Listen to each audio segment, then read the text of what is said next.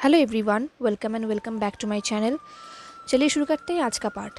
Last part में हमने देखा था कि लंजा एंड जियाइंग का शादी हो चुका था। वो दोनों बहुत अच्छे दोस्त बन गए थे एंड आयुन को भी एक माँ मिल गया था। लंजा एंड जियाइंग लार्लिंग गए थे वहाँ पे एक पार्टी अटेंड करने। दिन वो लोग कुछ दिन बाद वापस आ गए। वापस आने के बाद लंजा, जियाइंग एंड आयुन कुछ टाइम स्पेंड करे एक दूसरे के साथ। दिन रात को जब आयुन सो गया, लंजा एंड जियाइंग टेबल के पास बैठे हुए थे एंड चाय पी रहे थे। जब वो दोनों चाय पी रहे थे, लंजा को समझ में आ गया कि जियाइंग परेशान है।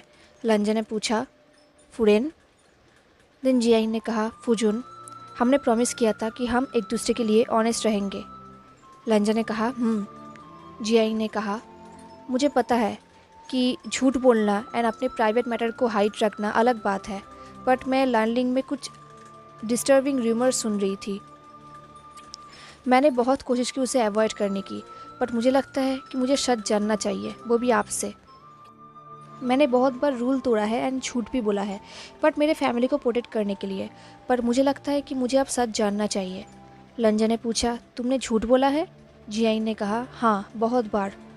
लंजा ने कहा, तुम्हारे पेरेंट्स को प्रोटेक्ट करने के लिए? जियाइंग ने कहा, नहीं, मेरे इस फैमिली को प्रोटेक्ट करने के लिए, मेरे क्लैन को, मेरे सेट को, मेरे हस्बैंड को एंड मेरे एडॉप्टिव सन को। आपको पता है ना कि आपसे शादी होने से पहले मेरा कांग शिलोंग के साथ एंगेजमेंट हो चुका था। थैंक गॉड कि मेरी शादी आपके साथ हुआ। लंजा ने कहा, जियाइंग ने कहा, इस फैमिली में मेरा एक प्लेस है, इस क्लैन में मेरा एक प्लेस है। मेरा हस्बैंड मेरा वैल्यू करता है, मेरा रिस्पेक्ट करता है। मैंने कभी भी इस सब का होप भी नहीं किया था। एंड मेरे फादर मुझे एक ड्रंकर्ड को बेचने वाले थे, जो ऑलरेडी अपने दोनों वाइफ्स को मार चुका है। सो दैट्स वाई मैंने चाहता कि मुझे फिर से मेरे पापा के पास भेज दिया जाए एज अ सेम्ड वुमन। लंजा ने पूछा, आपको आपके पापा के पास क्यों भेजा जाएगा फुरेन? इसका क्या रीज़न है? जियाइंग ने कहा, एडल्टरी। लंजा ने कहा, एक्सप्लेन करिए। जियाइंग ने कहा, गॉसिप करना क्लाउडेस में मना है, बट क्रैप टावर पे नहीं।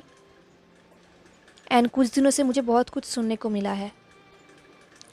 सबको पता है कि ये मैरिज एक अरेंज मैरिज है एंड आप इस शादी से मना कर सकते थे। लंजा ने कहा, जियाइंग ने कहा, बट हम दोनों बहुत टाइम से मैरिड है, लगभग हाफ अ ईयर, बट मैं अभी भी प्रेग्नेंट नहीं हूँ। हर तरफ गॉसिप हो रहा है। सब लोग ये बोल रहे हैं कि आप एक कट स्लिप है। आपका एंड यिलिंग पैट्रियक का लव अफेयर था एंड आयुन आपका नहीं, यिलिंग पैट्रियक का बेटा है। ये सुन के लंजा ब्रीथिंग करना भी भूल गया। वो बिल्कुल शॉक हो गया। जियाइंग ने लंजा को ऐसे देखा। वो लंजा के हाथ पकड़ने वाली थी। उसने कहा, फुजुन, बट इससे पहले वो उसके हाथ पकड़ती, लंजा ने अपने हाथ को हटा लिया।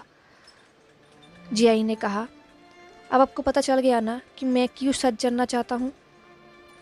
मैं हमेशा झूठ बोलती हूँ सबको। सबको ये पता है कि हैंगवांग जुन एक स्टोन हार्टेड है। उनका सोल आइस की तरह है। शायद वो अपनी वाइफ को टच भी नहीं करता होगा। ये सब सुन के लंजा का ईयर्स बिल्कुल रेड हो गए। जियाइंग ने कहा, मैंने सबको ये बताया कि वो सब गलत है। आप एक बहुत अच्छा लवर है। आप हमेशा मुझे सेटिस्फाइड रखते हैं। शायद मेरे बॉडी पे कोई प्रॉब्लम होगा जिसकी वजह से मैं प्रेग्नेंट नहीं हो पा रहा। एंड आप बहुत अच्छे लवर हैं, मुझसे बहुत प्यार करते हैं एंड हम दोनों रियल हस्बैंड वाइफ हैं। फुजुन, अगर मैं ये सब नहीं कहता तो जब मैं प्रेग्नेंट हूँगा तब सबको ये लगेगा कि इस बच्चे का बाप कौन है। श्योरली हैंगवांग जुन तो नहीं है, जो अपनी बीवी को टच तक नहीं करता।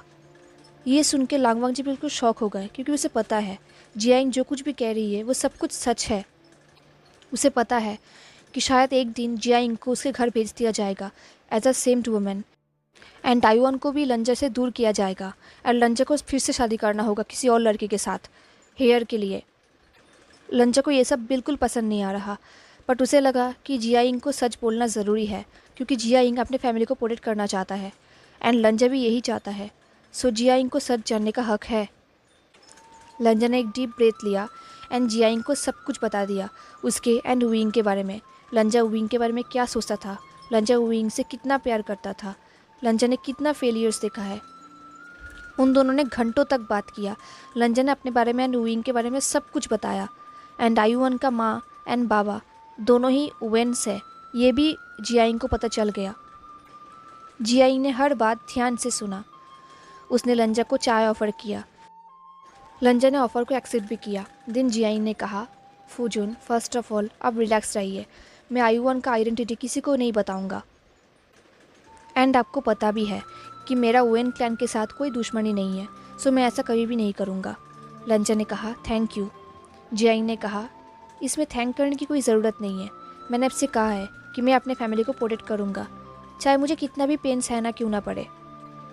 बट मुझे एक चीज़ से बहुत ज़्यादा बुरा लग रहा है कि मैं आपकी एंड आपके मेमोरीज़ के बीच में आ गई। बट हमारे पास कोई चॉइस भी तो नहीं था।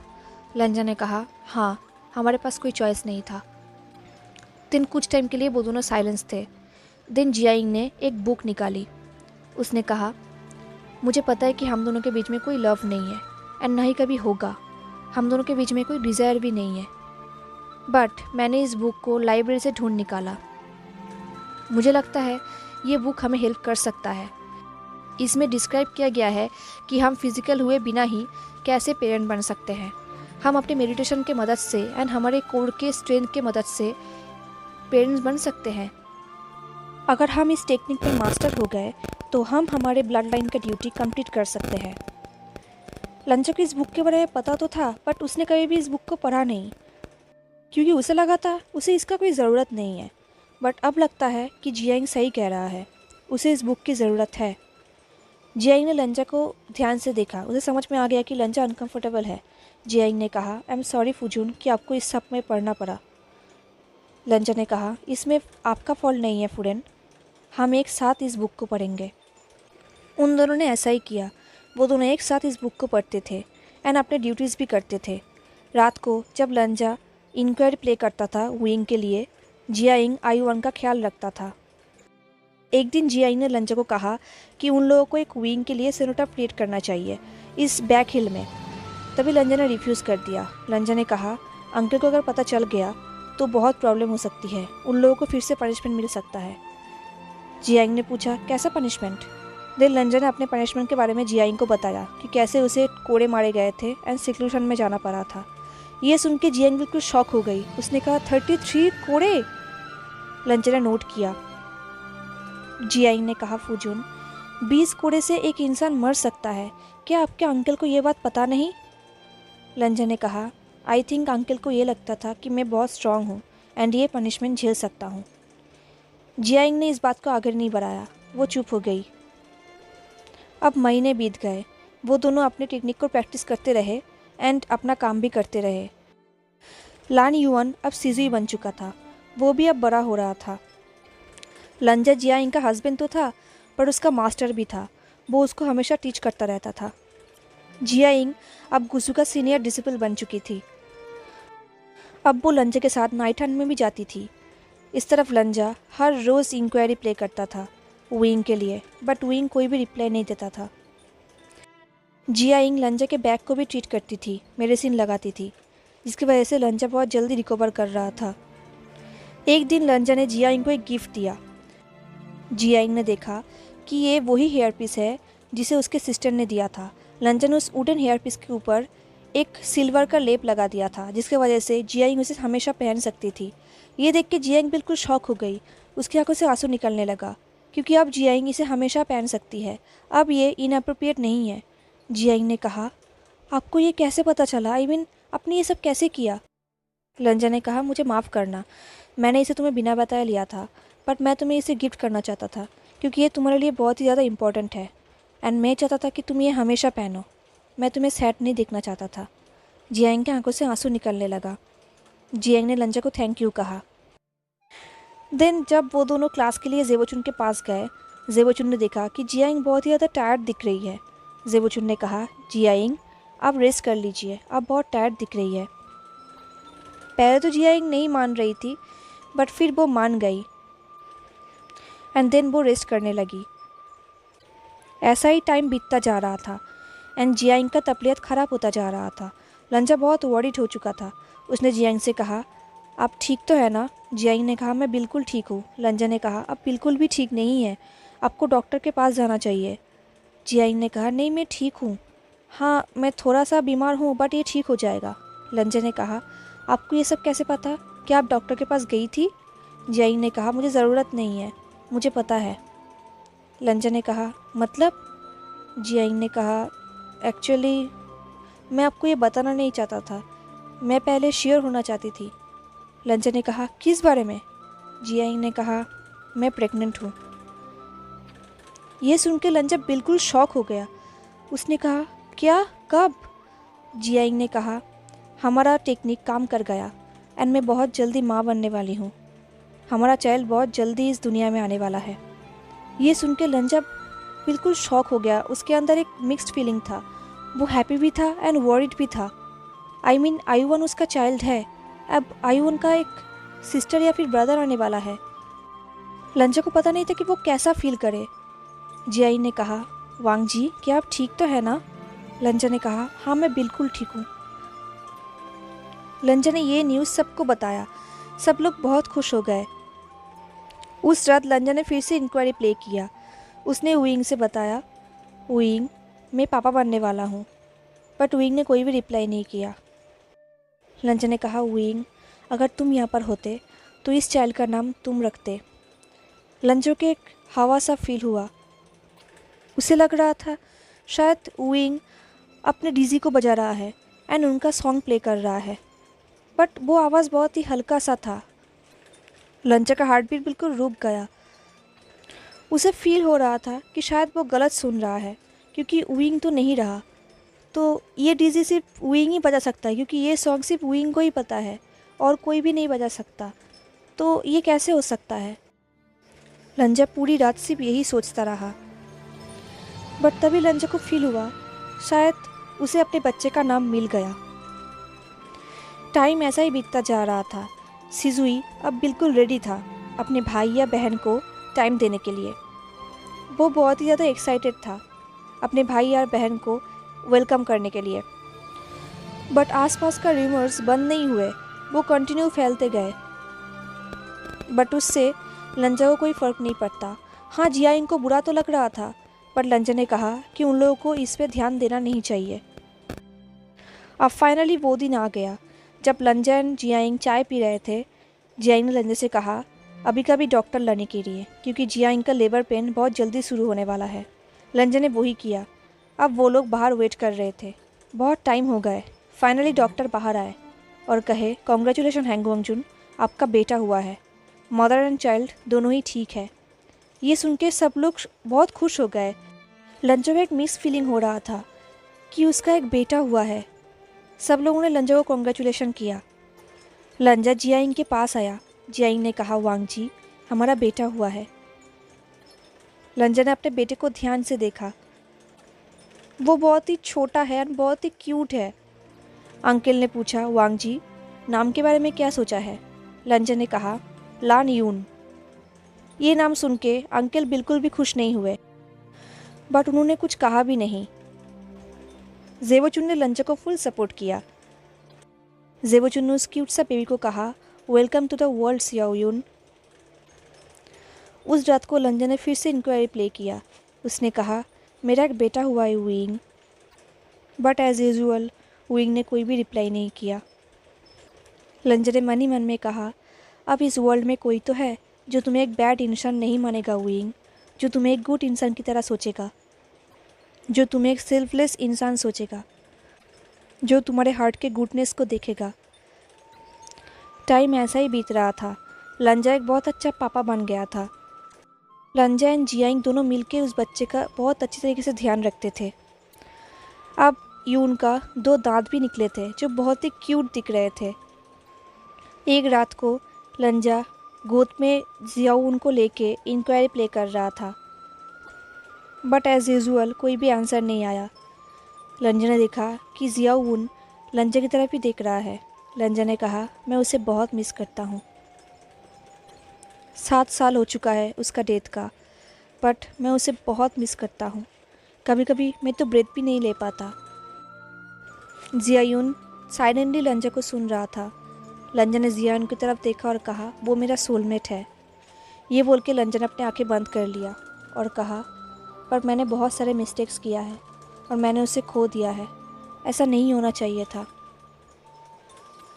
तभी लंजन को फील हुआ कि जियायुन ने एक लिटिल सॉफ्ट हम की।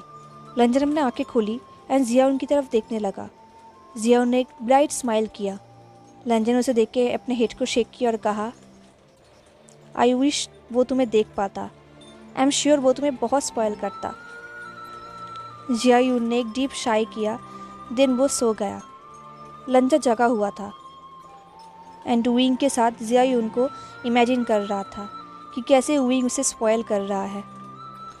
सुबह हो गई बट वो दोनों वैसे ही थे। जियायुन तो सो रहा था बट लंजा जागा हुआ था। अब दिन ऐसा ही बीतता जा रहा था। सिजुई अपना काम भी करता था एंड हमेशा अपने भाई एंड माँ के साथ टाइम स्पेंड करता था। जियाइंग, लंजा, सिजुई एंड बाकी सारे डिसिपल्स नाइट हंटिंग में भी जाते थे। ऐसे ही 10 साल बीत गया। लंजा हर रोज़ इंक्वायरी प्ले करता था बट कोई भी आंसर नहीं आता था, सिर्फ हवा चलता था। जियायुन भी धीरे धीरे बड़ा होने लगा। एक दिन लंजा, जियाइंग, सिजुई एंड बाकी सारे लैंड डिसिपल्स नाइट हंटिंग में गए थे। सब कुछ ठीक ही था, हर जगह बहुत ही साइलेंस था। तभी अचानक से बहुत सारे वेन सोल्जर्स ने उनके ऊपर हमला किया। एक्चुअली वो लोग वेन सोल्जर्स नहीं थे, वो क्रॉप्स थे जो वेन सोल्जर्स के कपड़े पहने हुए थे। उन लोगों के बीच में वॉर चलती रही। तभी एक सोल्जर ने अचानक से लान सिजुई पर हमला किया। जियाइंग ने उसे बचा लिया। जियाइंग ने लंजा से कहा, वांग जी, तुम इन लोगों को लेकर यहाँ से जाओ, मैं इन लोगों को संभलता हूँ। लंजा ने वही किया। लंजा ने सिजुई को अपने कंधों पे उठा लिया एंड बाकी सारे लाल डिसिपल्स को अपने साथ एक सेफ जगह पर लेके जाने लगा। जब वो लोग वहाँ पर पहुँच गए, लंजा का बहुत सारे स्पिरिचुअल एनर्जी नष्ट हो चुका था। इसकी वजह से लंजा बेहोश हो गया। बहुत दिनों तक लंजा को होश नहीं आया। कभी कभी तो होश आ रहा था बट कुछ ही सेकंड में लंजा बेहोश भी हो रहा था। ऐसा ही कुछ दिन बीत गया एंड फाइनली लंजा ने एक दिन अपनी आंखें खोली। ज़ेबोचुन ने कहा, वांग जी। लंजा ने अपने कपकपाते हुए वॉइस में कहा, सिजुई। ज़ेबोचुन ने कहा, वो रिकवर हो रहा है, हम लोग टाइम में वहाँ पे पहुँच गए थे। लंजा ने रियलाइज़ किया कि ज़ेबोचुन के वॉइस में एक हेजिटेशन है। लंजा ने पूछा, मैं कब से? ज़ेबोचुन ने कहा, कुछ दिनों से तुम बेहोश हो, हम तुम्हारी इंजरीज़ को हील कर रहे हैं।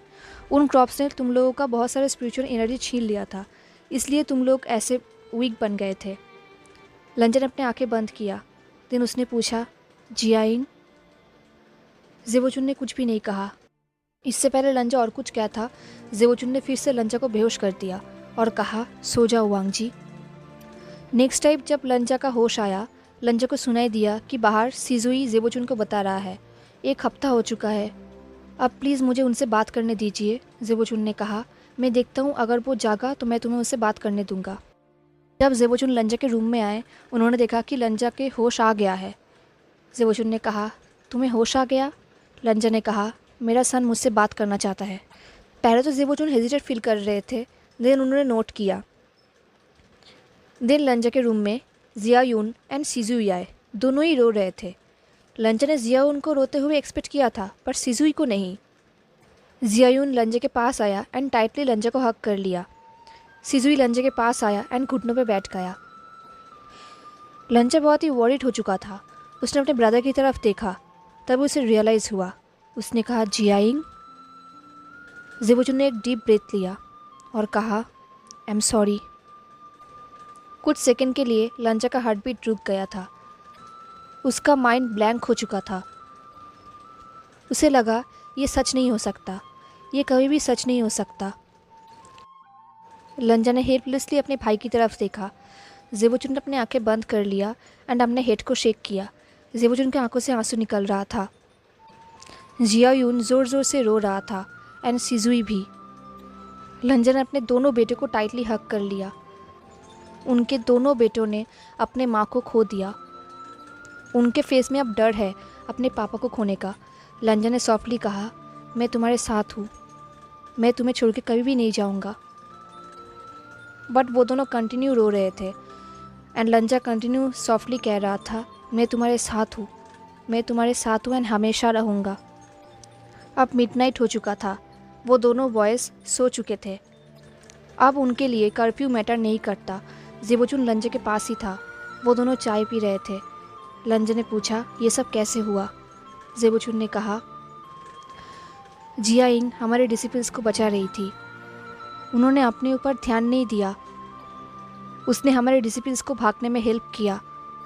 एंड जब हम लोग वहाँ पर पहुँचे जियाइंग के पास, तब तक वो जा चुकी थी। हमें उनकी बॉडी मिली। जब हमने उनके बॉडी को ध्यान से देखा, हमने देखा कि क्रॉप्स ने उनके ऊपर बहुत ही ज़्यादा हमला किया था। उनके बॉडी को बार बार स्टैब किया था, उनके चेस्ट में, उनके स्टमक पे, एंड आसपास बहुत सारे रिजनफुल एनर्जी भी था। तभी लंजा को विंग की बातें याद आ रही थी।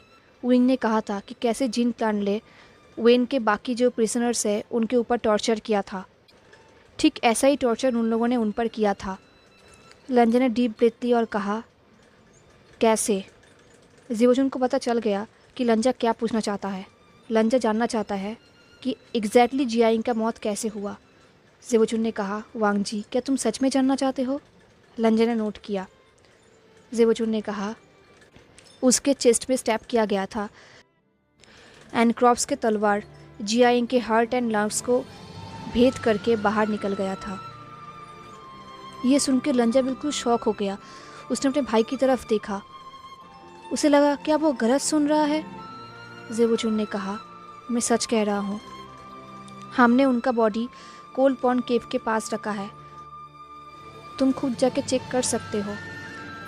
हमें लगा तुम उसे गुड बाय कहना चाहते हो, इसलिए हमने उनका बॉडी अभी भी वहाँ पर रखा है। ये सुन के लंजा ने अपने आंखें बंद कर लिया। उसको बिल्कुल भी इच्छा नहीं है जियाइंग के बॉडी चेक करना। जियाइंग को बहुत ही दर्दनाक मौत मिली थी, ये वो सोच भी नहीं सकता। बट वो जियाइंग को देखना चाहता है, श्योर होना चाहता है कि वो सच में चली गई है, अब वो कहीं भी नहीं लौटेगी। वो लंजा का ओनली फ्रेंड थी, अब वो भी नहीं रही। लंजा को बहुत ही गिल्ट फील हो रहा था। उसे लग रहा था कि वो जियाइंग को बचा नहीं पाया। ज़ेबोचुन ने कहा, वांग जी, ये तुम्हारा फॉल्ट नहीं है। लंजा ने कहा, बट मुझे उसके साथ रहना चाहिए था।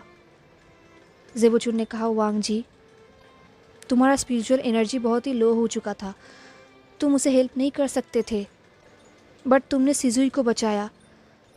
अगर तुम सही टाइम पे उसे नहीं बचाते तो शिजुई का मौत हो सकता था। हमें तो लगा ही नहीं था कि हम शिजुई को बचा भी पाएंगे, बट फाइनली हम उसे बचा पाए। अपने आप को दोष मत दो। जियाइंग कहीं भी नहीं चाहती थी कि तुम तीनों एक साथ मर जाओ। लंजा को शियाओयुन के लिए बहुत बुरा लग रहा था। वो अकेला पड़ गया। लंजा के आंखों से आंसू निकलने लगा। वो सिर्फ 6 साल का है एंड उसने अपने माँ को खो दिया।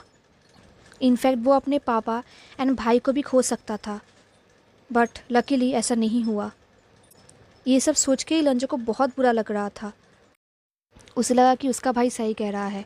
जियाइंग कहीं भी नहीं चाहती थी कि वो तीनों एक साथ मर जाए एंड शियाओयुन अकेला पड़ जाए। बट इन बच्चों ने अपने माँ को खो दिया, ऐसा नहीं होना चाहिए था। लंजा उनके पास घुटनों पे बैठ गया। लंजा ने प्रॉमिस किया कि वो इन दोनों के लिए माँ एंड पापा दोनों बनेगा। हाँ, वो इनके माँ की जगह तो पूरा नहीं कर सकता, बट वो ज़रूर कोशिश करेगा। जियाइंग ने उन लोगों को लाइफ दिया है, लंजा इसका पूरा ख्याल रखेगा। लंजा को अपनी याद आ रही थी। जब उसने अपने माँ को खोया था, वो अपने माँ के कॉटेज के सामने घुटनों पे बैठा हुआ था, स्नो के ऊपर। लंजा के आंखों से आंसू निकलने लगा। तभी उसे याद आ गया कि उस टाइम उसका भाई उसके साथ था, उसके पास था। एंड तभी ज़ेबोचुन ने कहा, उन लोगों ने अपने माँ को खो दिया, जो नहीं होना चाहिए था। मैं उन लोगों के लिए बहुत ही सॉरी फील करता हूँ। लंजा ने कहा, बट उनके लिए मैं अभी भी हूँ एंड मैं हमेशा रहूँगा। ये सुन के ज़ेबोचुन ने स्माइल की और कहा, तुम्हें सोना चाहिए वांग जी, तुम्हें रेस्ट करना चाहिए। लंजा ने नोट किया एंड देन ज़ेबोचुन वहाँ से चले गए। लंजा अपने दोनों बेटों के पास सो गया एंड उन्हें हक कर लिया और कहा, मैं तुम्हारे साथ हूँ एंड हमेशा रहूँगा।